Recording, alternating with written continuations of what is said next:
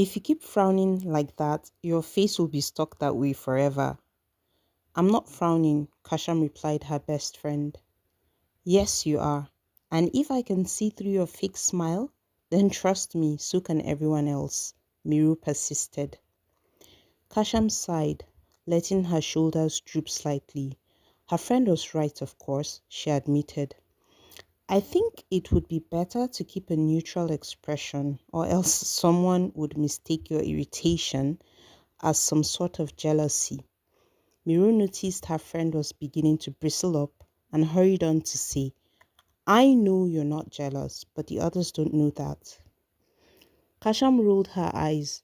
Of course, Miru was right. Just because everything seemed to be going wrong in her life didn't mean she had to give people more reasons to talk. Her cousin was getting married and the family had gathered to celebrate with her before the wedding day.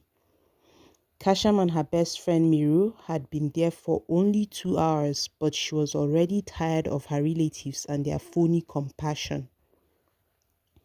Poor girl. Don't worry, the perfect man for you will come and we will tie gele and do wambe. Kasham, I heard you are looking for a new job. So the last one didn't work. 3 jobs in 2 months. Hey, yeah. Sorry. At least you're even seeing work to do. Many cannot find even one available job. My daughter, what are you doing with your life? You're not getting any younger, dear. No, don't do your face like that. I am speaking from a place of love. I'm not trying to spite you. Kasham realized she was fuming again and hurriedly relaxed her features as she caught Miru's eyes from across the room. Her friend gave her a little nod that seemed to say, You're doing a good job. By and by, the day was finally winding to an end. Her cousin was now a Mrs., and Kasham had no more excuses left to postpone the inevitable. Miru had offered to go with her, but she had politely declined.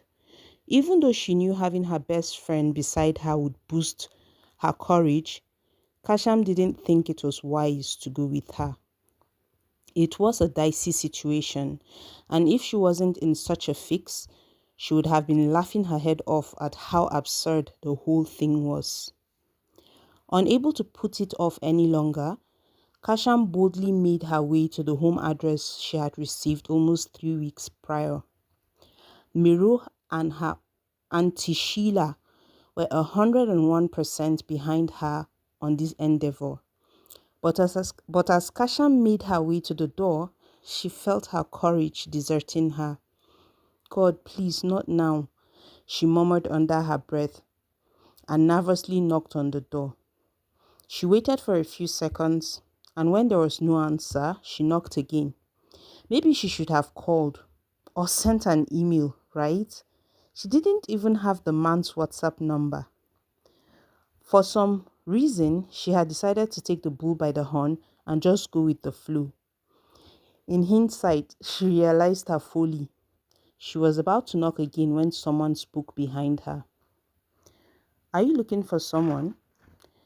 Kasham whirled around, her palm pressed to her chest. She saw the man who had spoken. He was smallish and wore wire-rimmed glasses. Goodness, you scared me, she whispered. Right, sorry. You are. I'm looking for a Barry Corey. You are, he repeated. Do you know him? Kasham asked, and watched as his gaze narrowed. I do. That would be me. Who are you? Kasham looked him up and down. Can I please see an ID? The man's eyebrows shot up in disbelief. You want to see my ID card? Yes, please. Kasham forced herself not to squirm under his sudden call. He folded his arms and stared at her. You've come to my house. You haven't told me who you are, but you're asking to see my ID. Do you know how ridiculous that sounds? Kasham drew her shoulders back and lifted her chin up, returning his steady gaze. If we are to be husband and wife, then yes, I would like to know if I'm speaking to the right person. Barry was stunned, and that was saying a lot because not much seemed to surprise him these days. However, this stranger in her mermaid style dress had managed to leave him completely speechless. Excuse me? He finally choked out. I said, if you're Barry, then it has been destined for us to marry. The way she said it so casually, with conviction, annoyed him, straining the already fragile grip he had on his patience. Ha ha, very funny. Playtime is over, you should please go, he said without so much as an upward curve of his lips. Actually, I am serious.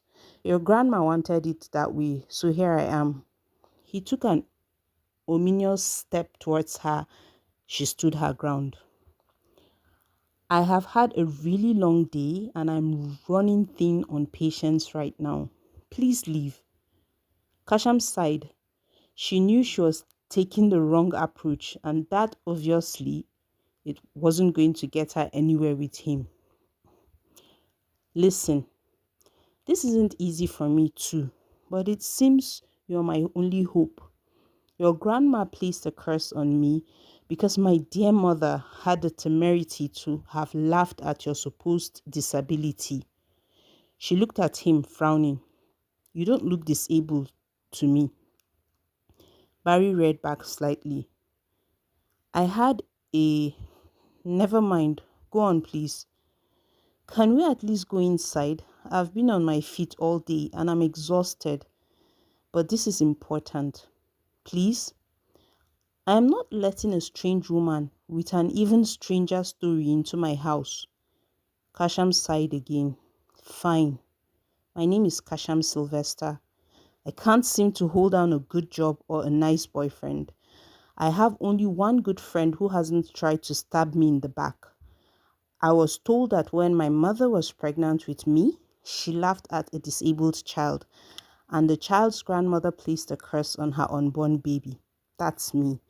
And that curse can only be broken when I, the unborn baby, grow up and marry you, the disabled child. You see, like I told you earlier, I am exhausted.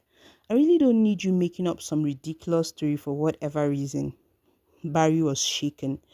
He had heard that story before from his grandmother and also from his father, but he knew his grandmother wasn't fetish, and she had confessed herself that she had only been angry when she rendered the supposed curse on the pregnant, unremorseful girl, who apparently was Kasham's mother.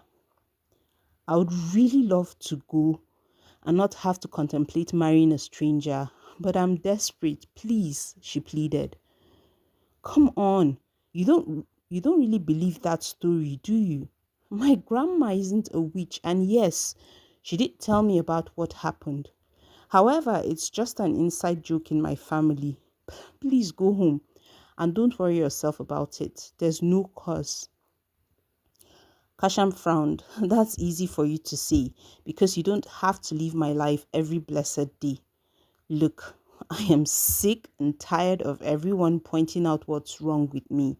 If I had a different choice, trust me, I'd take it. But I need you to help me. Please, she begged. Barry made a helpless gesture. Your name is Kasham, right? At her nod, he continued. You cannot tell me that a grown, educated, beautiful lady such as yourself honestly believes this is the reason why bad things seem to happen to you. That made Kasham angry. You don't know anything about me, so don't you dare judge me. I'm not saying you deserve to have bad things happen to you. I'm just saying that bad things happen to good people too. You are a good person, aren't you? The fight seemed to suddenly leave her, and she dejectedly walked a few feet away and sat on the second stair leading up to the main door. Her shoulders drooped in defeat as she covered her face with her hands. Barry silently began to panic. He sincerely hoped that she would not start crying. He really was tired and needed some sleep as soon as possible. He didn't even think he had the energy to find something to eat first. Listen, If I don't find a place to lay my head in the next few minutes, I am at the risk of dropping flat on my face. I can't think right now. Can we talk another time, please? He swayed slightly, struggling to keep his balance. Kasham waved a hand at him, permitting him to go. He started up the stairs but stopped. I can't leave you out here, he said. Kasham lifted her head. She looked so sad and alone that Barry felt sorry for her. Don't worry about me. I'll find my way home. I just need to pull myself together. I am sorry, Barry whispered before disappearing into his house. He never made it past the couch before he was overcome by deep slumber. A few months later, after a relentless Kasham had worn down Barry's resolve with her constant supplication, they finally had a quiet wedding at the registry. It was all Barry promised he could give her. Kasham in turn had promised that she was certain they could have the curse broken after at least 6 months to a year of being married. Nothing anyone had said was enough to convince her that there was no curse. So Barry's grandmother had pleaded with him to accept the deal and break free after the stipulated time. After being married for about 4 months, they were able to map out a routine that worked for both of them. Barry was a busy surgeon and Kasham was doing well working remotely from home. She didn't mind cooking, even though Barry had asked her not to stress herself since he had a housekeeper who cleaned and cooked. Eventually, as the last 2 months rolled by, they knew they had to talk. After lunch one Sunday afternoon, Kasham told Barry that she thought it was time for them to talk about the future. Barry took off his glasses and pinched the bridge of his nose. What do you mean? He asked. Kasham took in a few deep breaths, fortifying herself before she spoke. Barry, I am very grateful to you for agreeing to help me out, and I'm sorry for putting you through all this trouble, but I think it's time to end this marriage and move on. She smiled sadly. She had thought about it for a long time, and she knew the best thing to do in order to save face was to end everything while she still could. Barry didn't speak. Instead, he stared at her. Look, we both know that you were right and I was wrong, but I really wanted to try the 6-month marriage, just in case. Then he spoke. What was I right about? Kasham took in a deep breath and looked at a spot somewhere over his left ear. You were right about the curse, or lack of, that is. But I was paranoid and didn't want to believe there was anything wrong with me except the curse. I'm really grateful that you sacrificed your time and freedom to help me even though you didn't have to. When did you finally realize there's no curse? Barry asked. Kasham rubbed a hand against her arm. Your grandmother and I had a long talk a month after our wedding. She swore she had only retaliated out of anger when she rained insults on my mother, and that she did not have any supernatural powers. I stubbornly wanted to stick it out in this pretend marriage for at least 6 months, just to be safe. She went to him and knelt down. I have been very selfish from the beginning, and I only thought about myself, about how I wanted my life to be, and I didn't consider that you also have a life and that now I will make you a divorcee because Kasham closed her eyes, unable to go on. Barry leaned forward. If you now accept that there's no curse, what do you suppose went wrong before you came looking for me? Kasham opened her eyes. She leaned back and sat on her heels as she contemplated his question. Then she shook her head a little. My friend Miru was right. I am selfish and self-centered and self-entitled. She chuckled at Barry's expression.